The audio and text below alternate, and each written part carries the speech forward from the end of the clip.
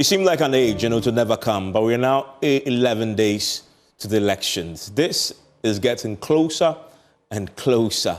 But for the MPP, they're watching something very closely. They're watching what will happen in Parliament. They're watching whether or not they can overturn this hang Parliament into their favor. The NDC will have a big say on that.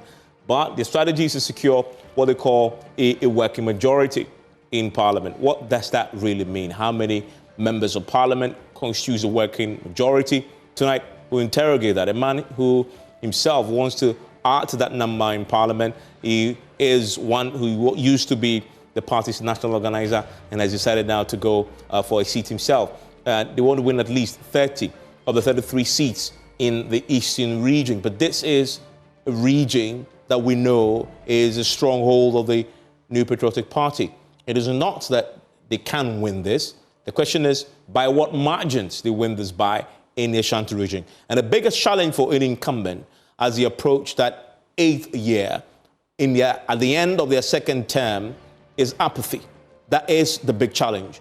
Even in your stronghold, and I've always said that if you want to see how a party is doing, go to its stronghold. If people aren't as excited to go out and vote, they're in trouble. And we're going to be gauging what is happening in the Eastern region. There's a lot of focus in the Ashanti region, I understand that. But what's happening in the Eastern region? We'll look at that tonight on PM Express. Also, the party wants to discourage skirt and blouse voting. And this is an interesting one. And we saw that in the 2020 elections, the president, Nnamdi Akufo-Addo, was more popular than the candidates. If you go to a place like the Central Region, for example, he won a 147 across the country, by the way. He won 147 of the seats, right? But of course, the MPs only managed 837 seats in the House. That tells you that there was a lot of skirt and blouse voting that put the president way ahead, more popular than the parliamentary candidates.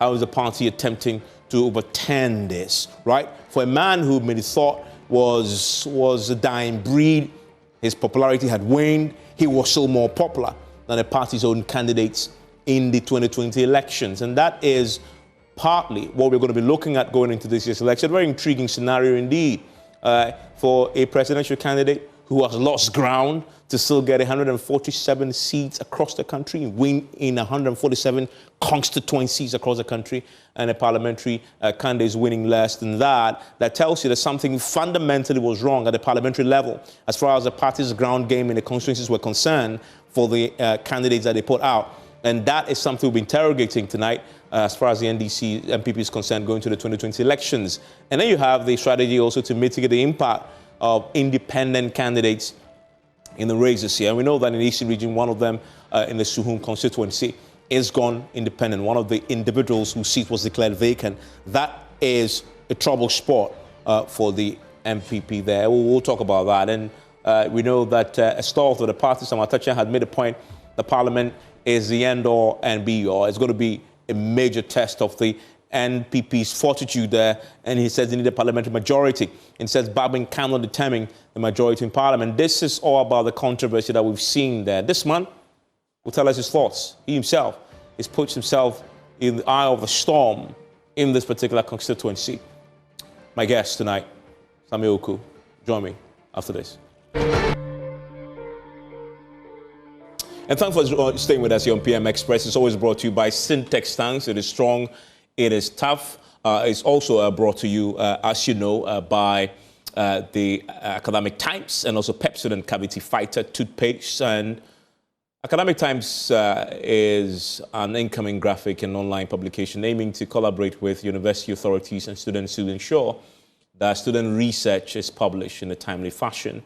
But you also need to pay attention to Syntex Tanks because they're asking a simple question for you to get ready for the biggest giveaway from Syntex Tanks. Syntex is visiting 15 communities, giving them free water.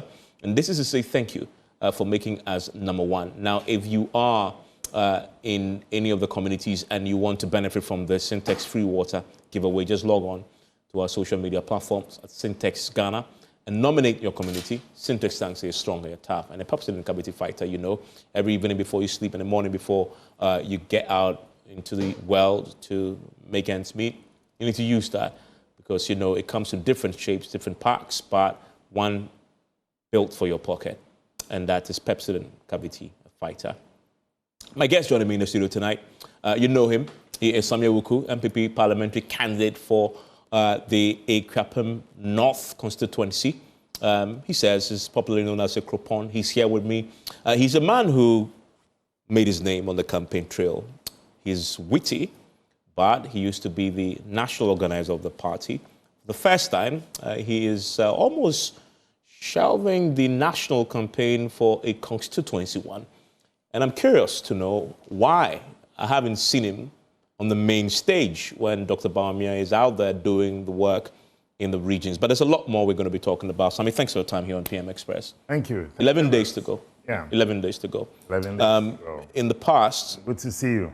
Good to see you too. In the past 11 days to go, you'll be doing a national campaign. 11 days to go, you're doing a small constituency. In the scheme of things, I'm wondering, where have you been though? Yeah, I know you're in your constituency. Is that all you've been doing? Well, not exactly. And good evening to your cherished viewers. But Evans, I think I've also been around. I've been doing Yes, my constituency. I've also been visible in some other constituencies as part of the strategy of the campaign.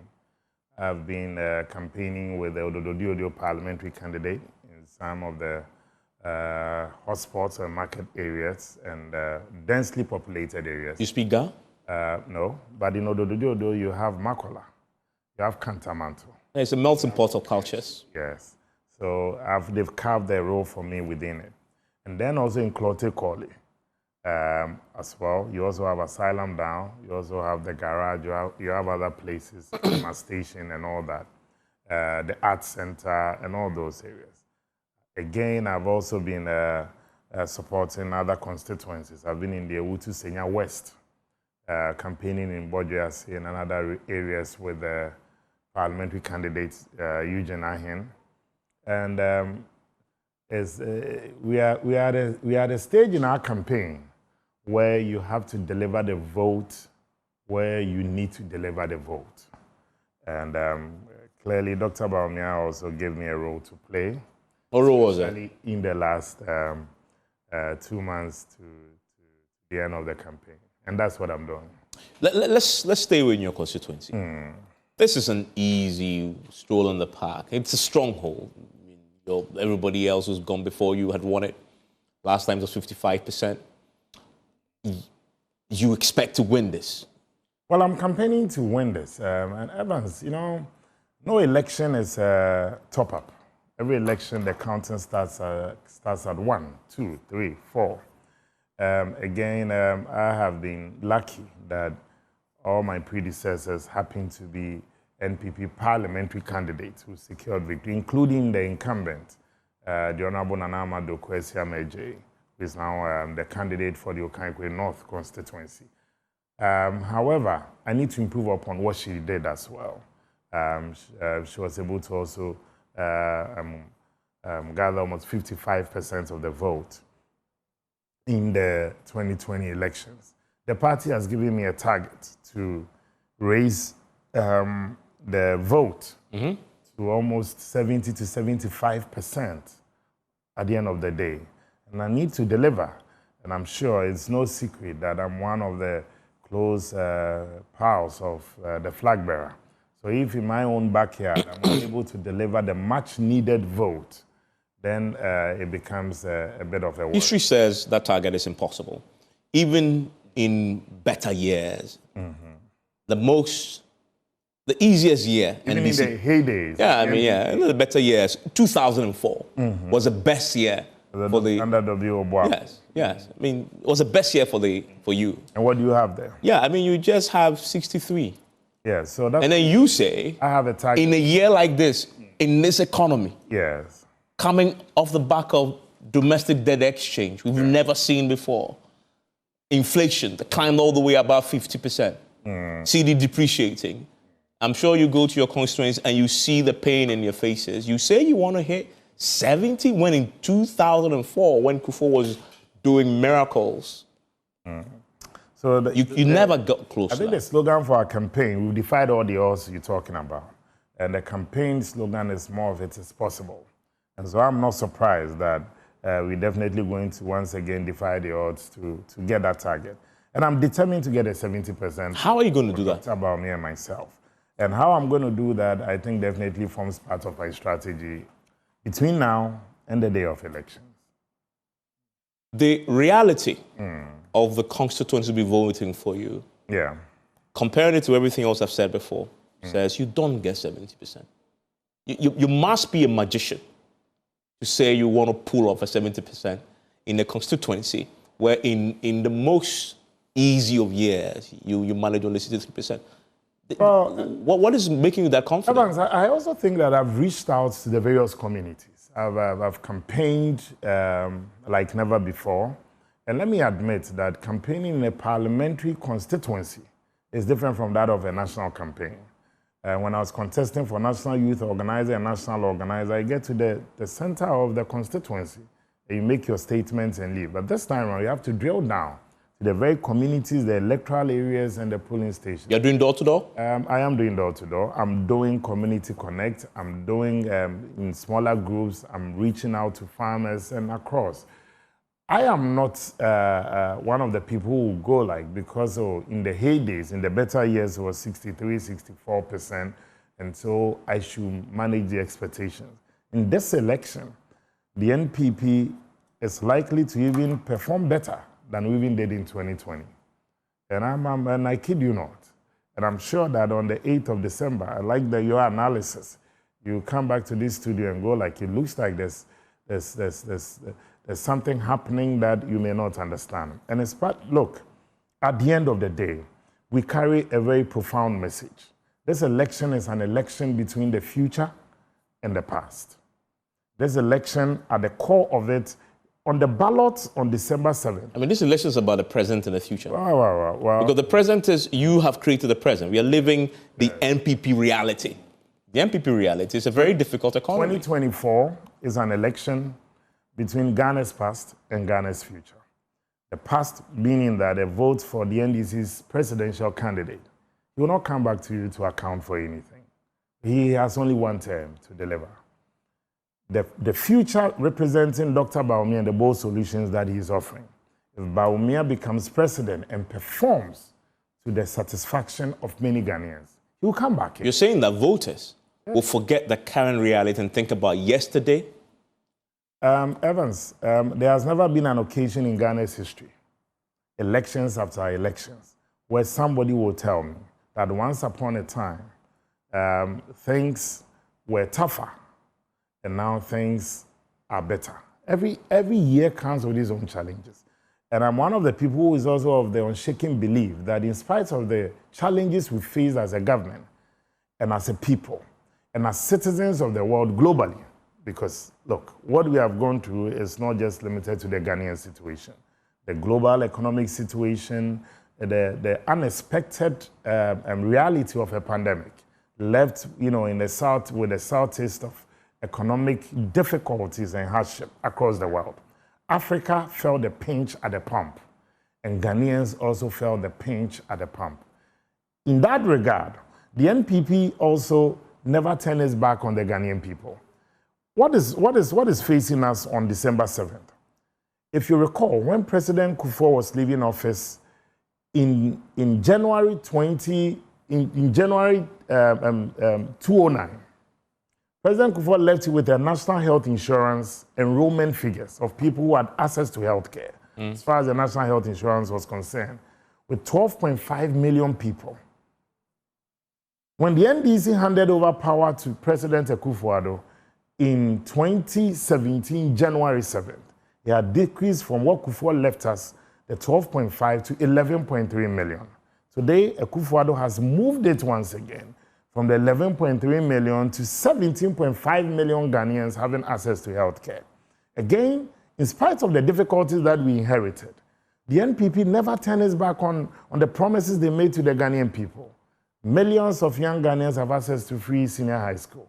In fact, Evans, you'll recall, in 2017, the first placements and the rollout of this free senior high school, the the considerable level of agitation that let's scrap it because of the challenges and all. This is not a government that, that bows when there are challenges. It's a government that always looks into the future. Today, regardless of the challenges that the free SHS faced, it's been one of the single most important interventions in our nation's history. Akufo-Addo and the MPP administration started and completed 47 hospitals, clinics, and health facilities. Yeah, I mean... separate from the Agenda 111. I know you were going to talk about the free SHS. On the ballot, but yes, it's important that I mention it. But we forget that the free SHS has also been a point of pain for lots of parents. Well, and it still is. You know that. You don't concede that? It depends on where you sit. No, it doesn't depend on you sit. It just depends on if you have a child in the free SHS. I go to the villages. I campaign to rural folks. I campaign to the poor. And anytime you mention free SHS, it's like God's own gift to the Ghanaian people. So Evans. Yeah, but what about the teachers? Between when you shop at a cantonment supermarket. Yeah. And when you shop at But Mr. Awuku, what about the teachers? Yes. And the heads. Yes. Who have written to the education minister on the 13th of November, complaining about lack of resources, lack of food, not being paid. And I just want to read. I refer to a letter that they wrote to them on the 20th of September. And this is a Charles Boss talking here, having written to the education minister, the national secretary. And he was making the point that they have recurring fees that they are owed since 2021 that they haven't been paid, as well as refund of monies meant for carting food items that even hasn't been paid from zonal food centers to the schools.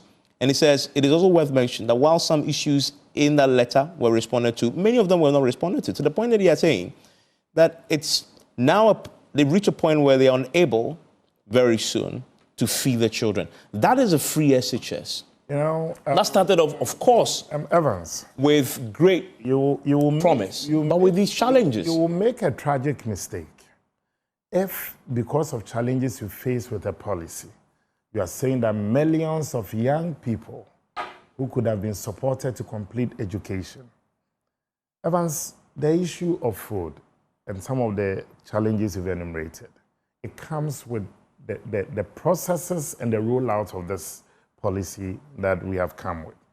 But then at every point in time, challenges that have arisen, the MPP, we've rushed to the occasion and also solved it. And I'm saying this because at first, people were saying that, look, the kids had to rotate in this double track system. Today, about 90% of the schools are no longer doing double track. So we've made inroads through GET Fund and the interventions of government. We expanded the infrastructure in many of the senior high schools. If you are telling me that because of the challenges of food, somebody who could have become the next Evans Mensah in our nation's history, because of food, the person's life, future could be cut off. Yeah, but Akufo-Addo's that's not the point. Is for that 7 years you've implemented this. Are not the same. Yeah. There are people that 7 years you've implemented this. Yes. In the 7th year, you're still having basic. This is what you call feeding challenges. It's not widespread. I'm saying this. No, but this is widespread. It's not widespread. The food situation. Let me give you an example. And this is CHAS. CHAS is the Conference of Heads of Assisted Secondary Schools across the country. They listed even St. Augustine's as part of the schools. And last week, I saw a statement from the school saying that, look, they haven't faced issues with food challenges. And so anything in the media, I can give you. This is the Conference of Heads of Assisted. They are the heads. It's the umbrella body. Yes. So when they are speaking, but then when they are speaking, they speak for the schools. When it affects 5, 6, 7, 8, 9, 10 schools, it's important that the umbrella body speaks to these issues. But this is what widespread. I'm telling you is that the thousands of senior high schools that you have in the country. I was a guest of Benkum Senior High School on Saturday, their 75th anniversary. I had a speech read by the headmaster. At no point in time did they listed the free SHS facing challenges of food shortage, and so should be aborted or scrapped. 3 or 4 weeks ago, I was guest of the Manfred Methodist Girls Senior High School, McGee's 40th anniversary.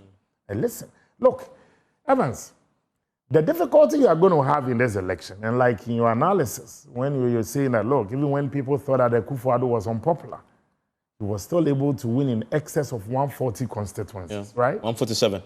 Look, I think gradually, one thing that the media should also work at is what influences the voter on the day of election. If for me, I have 2 kids, let's say, who enter senior high school. A year, the government spends 18,000 cedis for the 3 years duration. I'm a poor parent. If I have 2 kids who enter the senior high school, so 2 of these kids have completed this 3-year program, it's saved me in excess of 36,000. That money that Akufo-Addo has swallowed on my behalf, I can use that money to support another venture that I'm taking. So if you discount it at your own rate, and that is why the NDC, in 2012 and 2016, sponsored in excess of 38 adverts against the free senior high school. Every election is about the future, not the past. But so the free SHS is must guide. The free SHS is still Dr. Bawumia's trump card, and yours too. Well, I'm not. It's one of our trump. It's one of our biggest interventions ever. Let me put this to you. Yeah. Let's see on the free SHS. The MPP had consistently accused John Mahama and the NDC of claiming that they will, cancel the free SHS. Are you ready to admit tonight that that is propaganda, and the John Mahama and the NDC have never said anywhere that they will cancel the free SHS? I don't know what you call propaganda, but I have evidence to back that Mr. Mahama John Mahama said they will cancel. In 2016, that if he had 2 billion cedis, that would not be his first priority. Yeah, but he didn't say he would cancel the free SHS. That would not be my first priority. It's a very profound statement. What that means is that if I have 2 billion cedis, it's a choice. Yes. It is not his priority. Doesn't mean that he's not doing it. So if it's not his priority, and I tell you that if I have 2 billion cedis, my first priority will be to educate the Ghanaian people. Evans, I don't want to mention names. We have had many Ghanaian sportsmen and women that you and I will agree that the likes of Lionel Messi, Ronaldinho and Ronaldo and those people, we've had serious dribblers in our nation's history. For some of them, due to lack of maybe formal education and getting to the peak of even education, sometimes contract that they were given to sign for their own career, they couldn't. If today I'm on the streets of Accra and people that I knew in 2016 who were selling dog chains with the dogs, and now I meet them and they tell me that, oh, Brasame, Nana Daroma, I was able to enter this senior high school. You are telling that young man whose life has been transformed that he should have considered food over education. Yeah. That is a tragedy. But my question to you, are you prepared to admit tonight that he never said that he will cancel? He never said that. So free what does SHS? That mean that? But the NDC, they've been very consistent in the attacks on free SHS. No. And it's not in doubt. You're prepared to admit that he never said leadership of he the will party. Cancel free SHS? It's a simple question. Why are you fixated with that question? No, but I'm just asking. Want a yes or no answer? I'm just asking a question. No, I can't dictate your answer. Yeah, but if you want a yes, but my job is just to simply ask the question. It will be difficult for us to have this conversation. I don't want a yes or no. I just want an answer. Mine with evidence. Yeah. Mr. Mahama again in 2016, he said that he doesn't think that free SHS should be implemented under the whimsical and whatever. Yeah, you've played it in your commercials. Oh, you played it in your commercials. But did he say that? Yeah, I'm asking you. You're a journalist. But that is not saying that he cancelled. Your precise campaign. Free SHS under the whimsical whatever of a desperate. Yeah, I mean, we shouldn't implement. His point is not to cancel. Implement. No, his point is not to cancel. After you implemented it. Shouldn't implement. After you implemented. Okay, so he's never said against before the implementation. Well, that's not my question. My question is that. Can I ask a question as well? Yeah, feel free, but I'm not going to answer the question. You think the NDC piloted and implemented free SHS? Well, the question is. They have also said that they implemented free SHS. Well, that's their point. But my question is. So then, no, but it is to what you have said. Do you think that is a propaganda as well? It is what you have said about him. Do you think that the NDC is saying they implemented do you accept? Because I see that you haven't answered the question. Oh, I have. I've given you 2 things that you have said that when they said they will review free SHS, it means cancel. In fact, I've heard, even in this campaign the last few weeks, the president making the point that John Mahama will cancel. You know he never said he will cancel free SHS. So when you say we shouldn't implement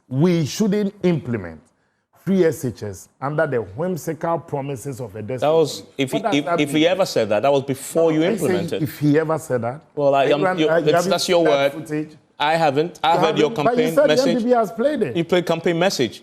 No, so were you not in this country when it was said? You played the campaign message. I didn't hear him say, I will cancel. Evans, I'm surprised. I haven't heard him say. I was at the NPP headquarters. I haven't heard him say. National organizer. I haven't heard him say he will cancel political programs. I haven't heard him say he will cancel. Okay. So but you've heard him say that we shouldn't have implemented it. I haven't heard him say he will cancel. No, under the whimsical promises of a desperate politician. I haven't heard him say he will cancel. You never heard him saying that. It's still a message for you. To say that he will cancel. And then again, you also never heard that he said if he has 2 billion cedis, that will not be his first priority. So for you going to this election, Trump card for the poor. Yeah, your Trump card is still free SHS. Your Trump card is still free SHS. The poor charcoal seller's son. On that subject, what precisely, and free SHS has challenges, what precisely do you plan to do if you will be cancelled? If you win, my brother's a beneficiary of free SHS. They have benefited. And that question about have they benefited from the question about council doesn't arise. But I'm asking the question. What is the MPP's? What would MPP do? To fix the challenges and enhance it. If you win, John Mahama has been clear. John Mahama has been clear in their manifesto. Okay. They will expand it to include those in boarding houses. Well, it's already there, but expand it to private schools.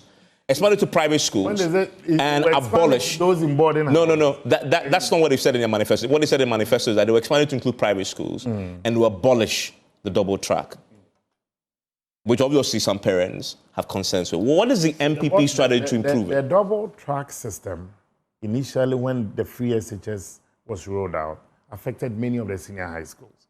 Evans, government, after the first year, detected these challenges and started a very ambitious journey to expand the infrastructure across and almost all the senior high schools. Now, with the exception of some few senior high schools, that currently the grade A schools that are practicing the double track, majority are off it.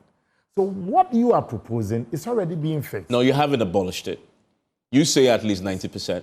I think you have. I said 90%. Yeah, you still have. Yes, but so it's still running. So whatever you are saying. So what's your plan? Fixed. No, what's your plan to improve the free SHS in your manifesto? I see you have your manifesto in front of you. Evans. Free SHS is a key. Evans. But what is the plan to enhance it and make it better? I love our conversation, but I think that the Ghanaian people and your viewers also deserve an opportunity to also hear from the MPP stable what we're proposing. That's exactly what I'm asking you. But then, if you won't let me talk, then it will be difficult for us to also... My question is, what is your plan to enhance it? So one of it is what I'm telling you. It's a government that we believe we've started a process.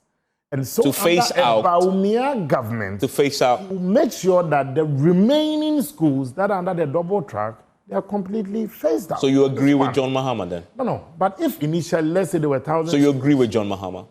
I'll struggle to agree with him. For every policy intervention of a government, you will face challenges. But I love leaders who will not turn their back on challenges.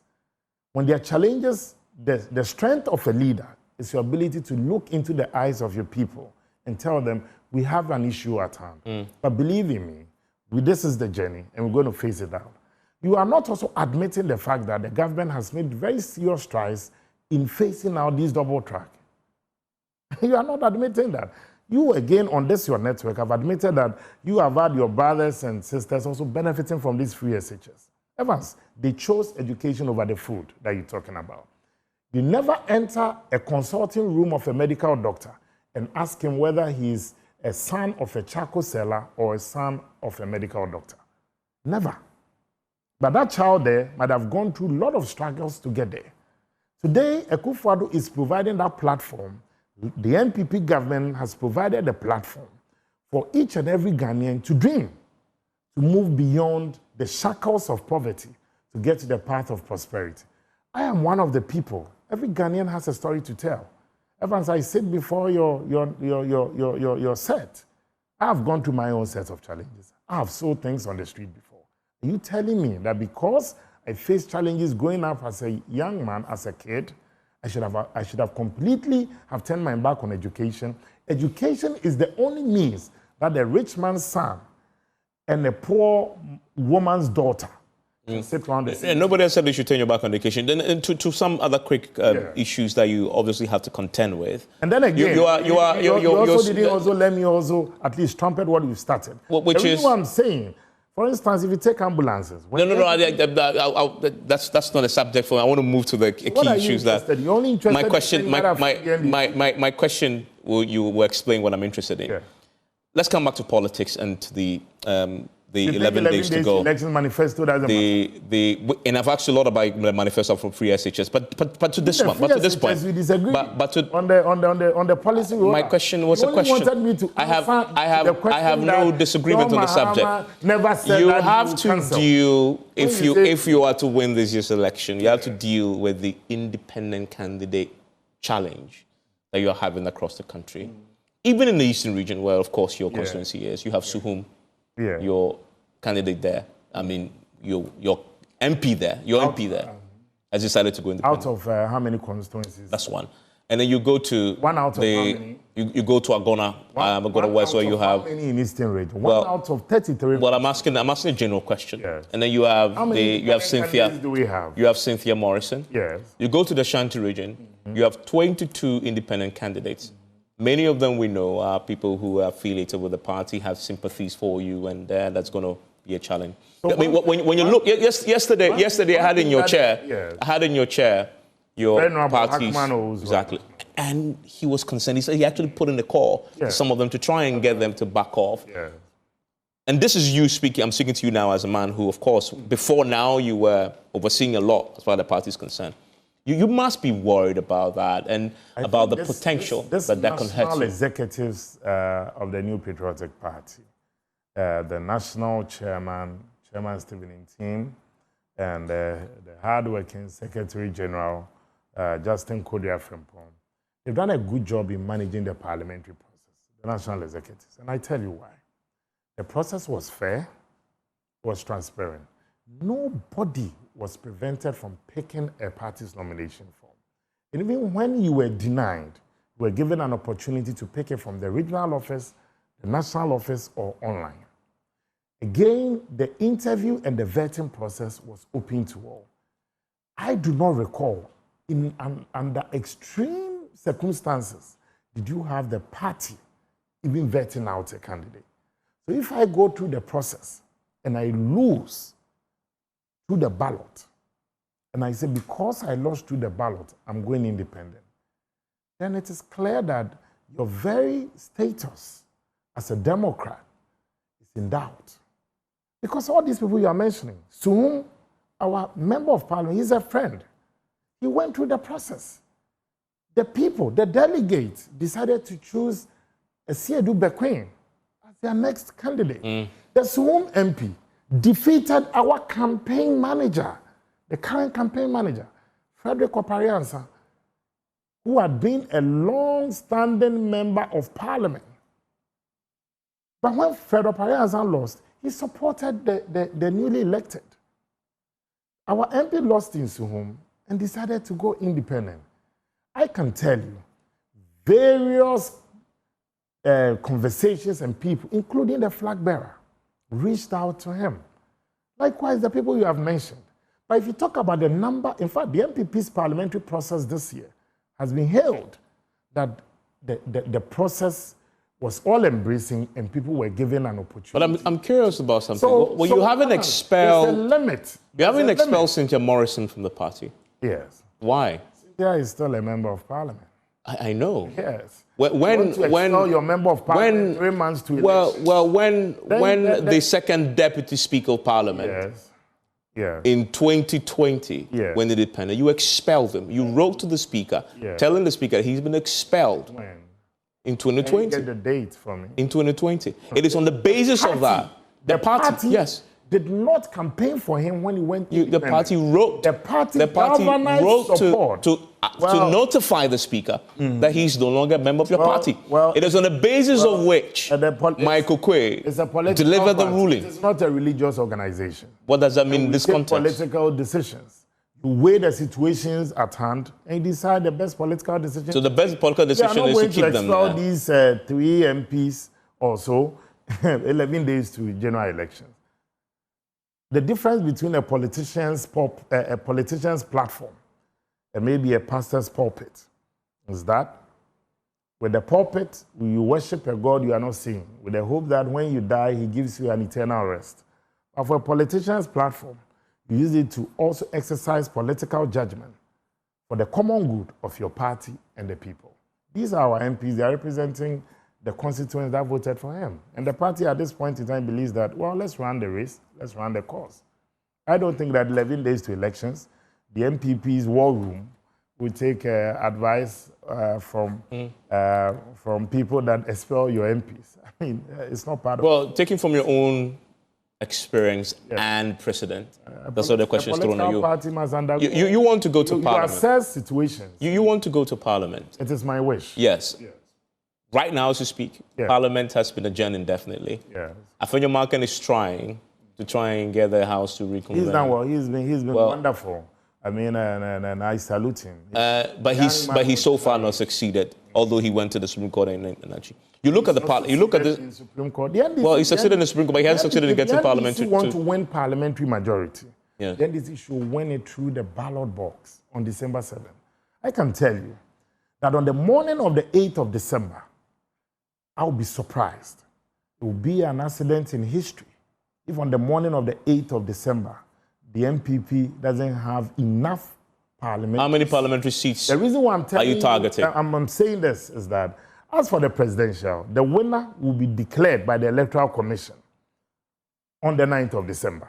But for the parliamentary seat, by midnight, by stroke of midnight, latest 6 a.m., I'm confident that Joy News is likely to tell us the party that has won parliament.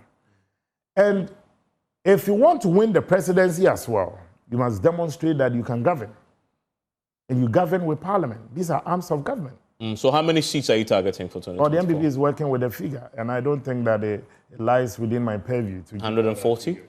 Well, I can see that today you've been very busy in trying to drill down our analysis. But I can tell you that we are working towards a parliamentary majority, comfortable for our next president, Dr. Bawumia, to be able to roll out his policy. But here's a challenge you face in 2020, even when Nado's popularity was waning, because as you can see in the numbers, JM clawed back a few votes. He was so more popular than the candidates that you fielded in your party. He had 147 of them. I know your primaries has weeded out. You weeded out a few of them. The parliamentary primaries in has weeded out a few of them.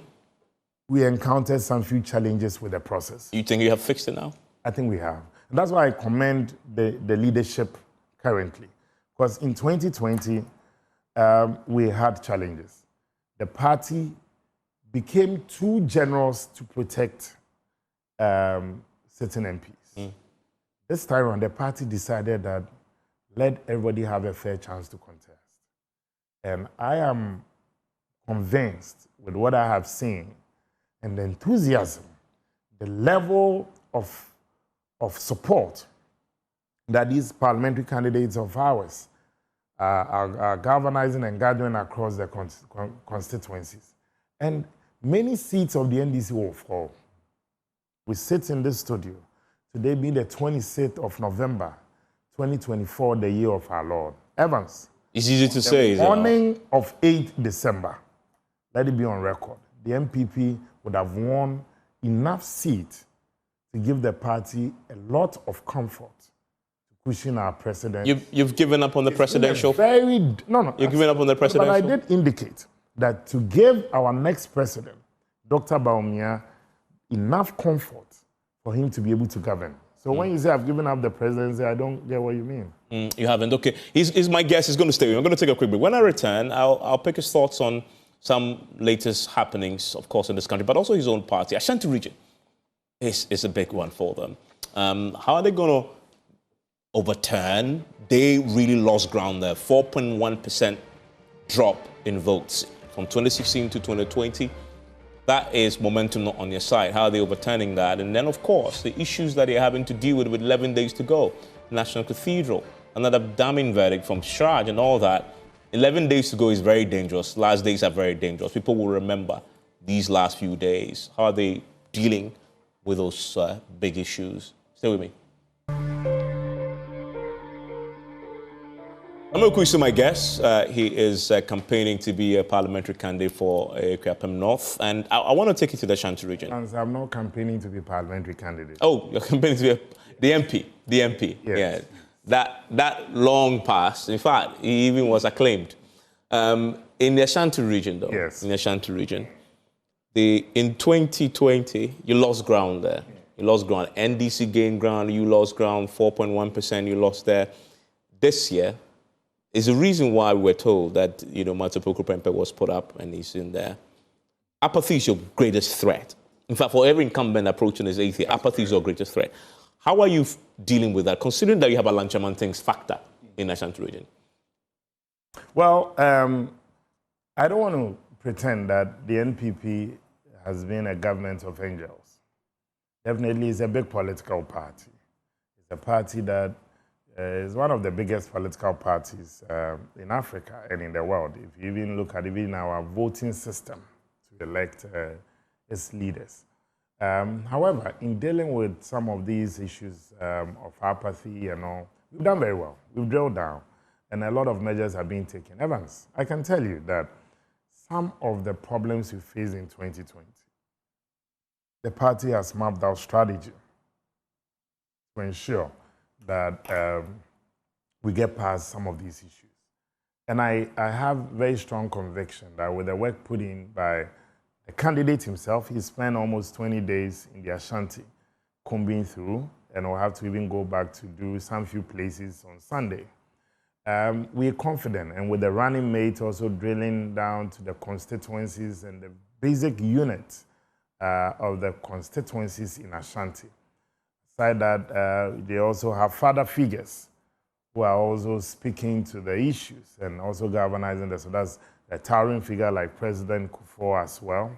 Then President Kufuor also supporting the party across. And with the work put in by the regional party, I think the NPP will regain grounds. So yesterday also, the president was in Ashanti. In law, they say res ipsa loquitur, the fact speaks for itself. The level of enthusiasm, the welcoming that he had, and the NPP has a spirit.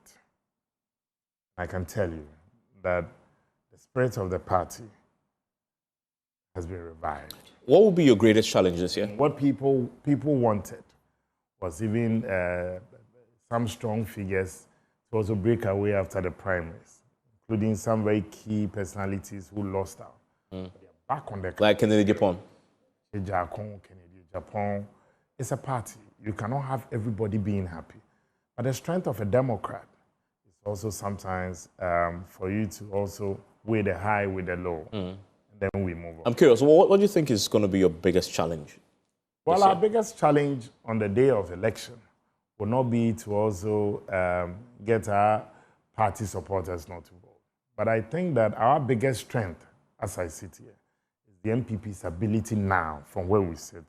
We have galvanized the base of our party. Almost every NPP person I know, even though if somebody might have stepped on the person's toe, the person is now looking into the future. And that's one gift of Dr. Bawumia. He's all embracing. He's not somebody who would discriminate. He's not saying that because he supported A or B. And he's a very open-minded guy. And I think that has attracted even his critics to his fold. And on the day of election, I think the NPP supporters will form the foundation of his vote. For every serious political party, your core supporters must form your foundation vote.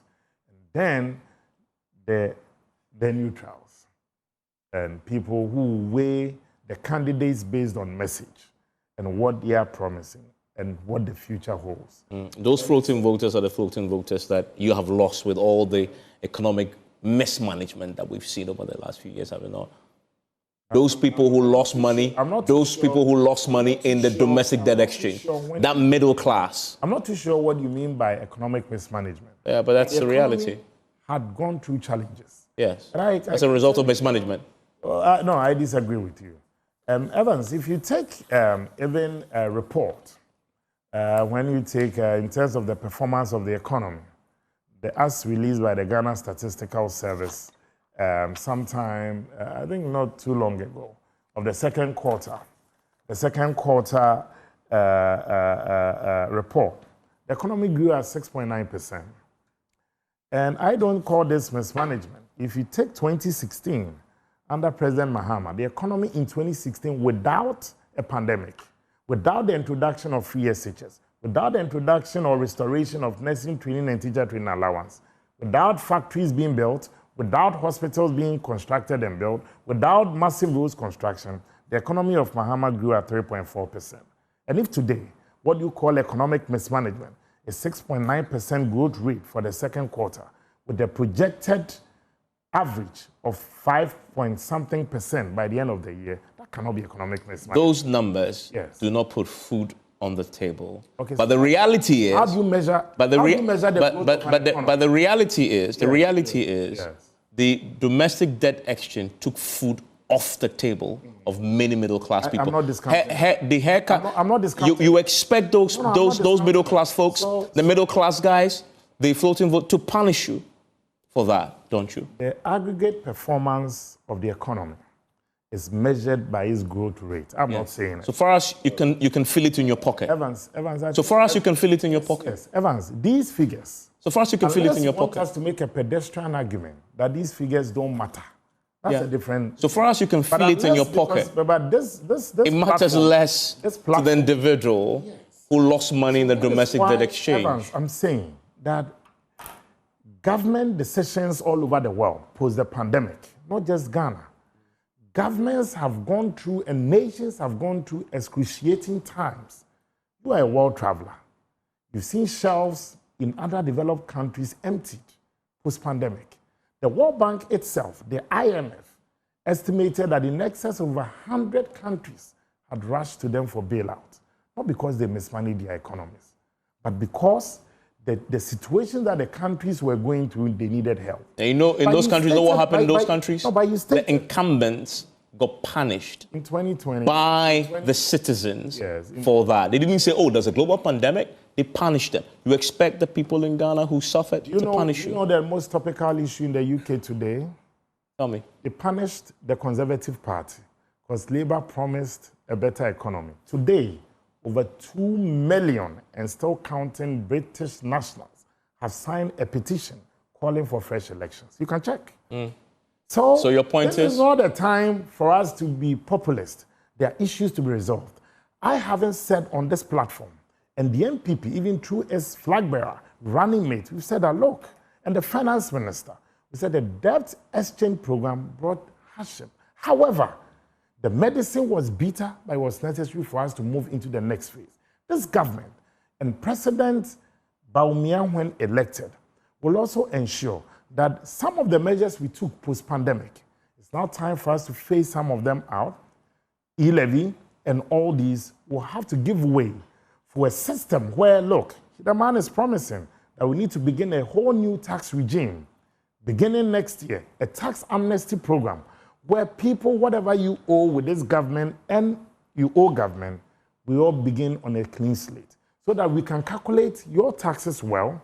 You have a system to calculate your taxes in a manner that is meaningful and understanding for all of us.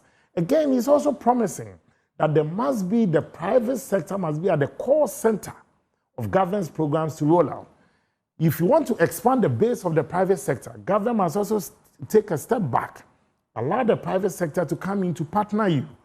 Issues where government will have to be building roads, government will have to be procuring vehicles and stationery and all that for MMDAs, get the private sector involved. You partner them, and then there'll be efficiency in the management of these things. He's promising jobs in the mining sector alone. Somebody cannot be living in an area where there is gold, bauxite, diamond. You are telling the person to go fishing. It won't work. But put in measures where there'll be sustainable mining in line with the SDGs, and also ensure that whatever is mined there is free from our water bodies, but the person gets the opportunity to put food on his or her table. We haven't said that Ghana has become New York. We've never said that Ghana is not like Paris or the developed countries. But what we have said is that we're promising a Ghana that where we have started from, one of the biggest problems of this nation is that you have the government starting a program and then enters a new government. They completely abandon whatever you started. You know the Kufuor situation of the affordable housing. Well, you're all guilty of that. Well, Evans, you're all guilty of that. Well, that's what I'm saying. That doesn't mean that you cannot make preparations for the future. So because we're all guilty of that, we should continue to be all guilty of that till eternity. No. I mean, our God didn't grant us that. In conclusion, my sense of what I see is that the choice before us on December 7th is a choice that every Ghanaian. And Evans, you see, the problems that I have, all the polls that I have seen, it points to a very great outcome of an MPP victory. But I am not resting. You said your internal polls. Polls that have been conducted across. It depends on which one. Now you brought global info analytics, yeah? Mr. Awuku, he predicted about me going to lose the MPP primaries. Thank you for coming. Still give credibility to polls that said if thank you for coming on the show. I was not going to be elected. And all the best in your personal endeavors in your constituency. But that's a nice way of just cutting me off. Yeah, thank you very much. But I'll take it. Enjoy the rest of your evening.